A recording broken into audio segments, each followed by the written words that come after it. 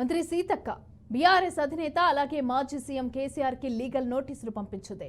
BRS పార్టీకి సంబంధించిన అధికారిక ట్విట్టర్ ఖాతాలో ఇందిరమ్మ రాజ్యం ఇసుకరాళ్ల రాజ్యం అంటూ పోస్టులు పెట్టగా అది పరోక్షంగా తనను ఉద్దేశిస్తూనే పెట్టారు అంటూ మంత్రి సీతక్క తీవ్ర అభ్యంతరం వ్యక్తం చేశారు.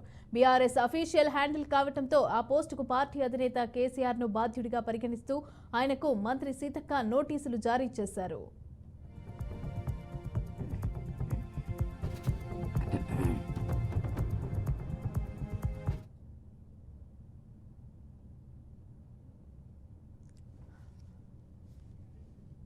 తన ప్రతిష్టకు భంగం కలిగేలాగా సోషల్ మీడియాలో విష ప్రచారం చేస్తున్నారు అంటూ మంత్రి సీతక్క ఆగ్రహం వ్యక్తం చేశారు. తనపైన నిరాధార ఆరోపణలు తగవంటూ హెచ్చరించారు. తనపైన చేసిన తప్పుడు ఆరోపణలకు గాను తక్షణమే కేసీఆర్ క్షమాపణ చెప్పాలని లీగల్ నోటీసుల్లో సీతక్క డిమాండ్ చేశారు.